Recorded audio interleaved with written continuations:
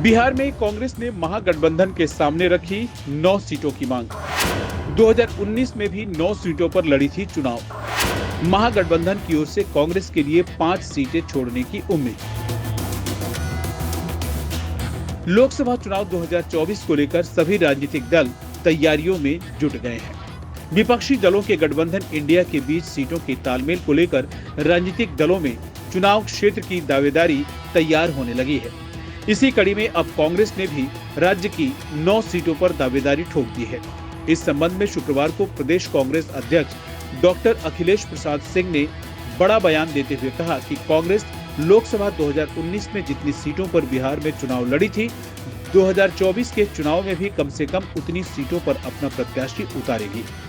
हालांकि उन्होंने यह भी कहा कि इंडिया के घटक दलों में सीटों की शेयरिंग को लेकर मुंबई में गठित समिति द्वारा ही निर्णय लिया जाएगा।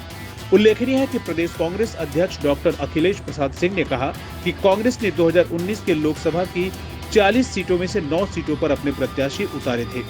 उन्होंने बताया कि इंडिया गठबंधन में सीटों के शेयरिंग और चर्चा के लिए मुंबई में विपक्षी समूह ने कमेटी गठित की है।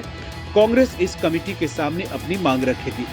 कांग्रेस को लोकसभा चुनाव 2019 में जो सीटें मिली थी, उनमें वाल्मीकि नगर, सुपौल, किशनगंज, कटिहार, पूर्णिया, समस्तीपुर, मुंगेर, पटना साहिब और सासाराम संसदीय सीट शामिल है।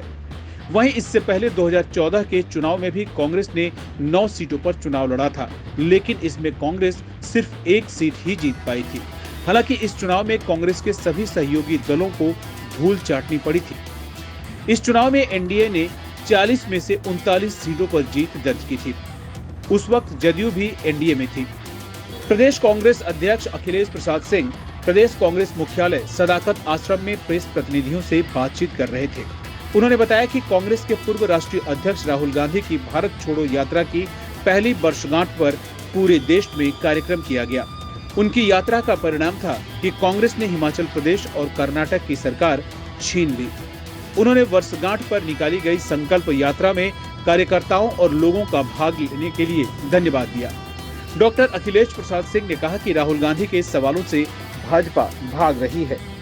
देश का नाम इंडिया बनाम भारत करने को लेकर पूछे गए सवाल के जवाब में उन्होंने कहा कि इसमें फर्क क्या है। सच तो ये है कि इंडिया गठबंधन देश की 60% जनता का प्रतिनिधित्व करती है। प्रेस कॉन्फ्रेंस को संबोधित करते हुए कांग्रेस विधानमंडल के नेता डॉक्टर शकील अहमद खान ने कहा कि 2014 से आज तक मोदी सरकार ने वादों की झड़ी लगा दी। सभी नेताओं ने पेट्रोल, डीजल व एलपीजी की कीमतों को लेकर केंद्र सरकार पर हमला बोला। उन्होंने कहा कि लोगों को वास्तविक मुद्दों से भटकाने के लिए धर्म और देश के नाम पर बेकार की बहस छेड़ी जा रही है। उल्लेखनीय है कि कांग्रेस के बिहार अध्यक्ष होने के नाते डॉक्टर सिंह ने तो अपनी बात रख दी, लेकिन मुद्दा यह है कि क्या राजद और जदयू जैसे दल कांग्रेस की इस मांग से सहमत होंगे। इसके आसार कम ही नजर आ रहे हैं। इसकी वजह यह है कि बीते लोकसभा चुनाव में जदयू ने 16 सीटों पर जीत दर्ज कराई थी। यह ऐसी लकीर है जिसके नीचे जदयू किसी हाल में आना नहीं चाहेगा। जदयू की तर्ज पर राजद की मांग भी करीब 16 सीटों पर होगी।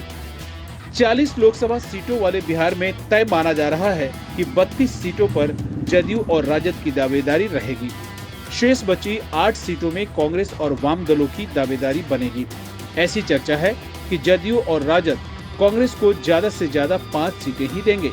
3 बची हुई सीटें वाम दलों के खाते में जाएंगी।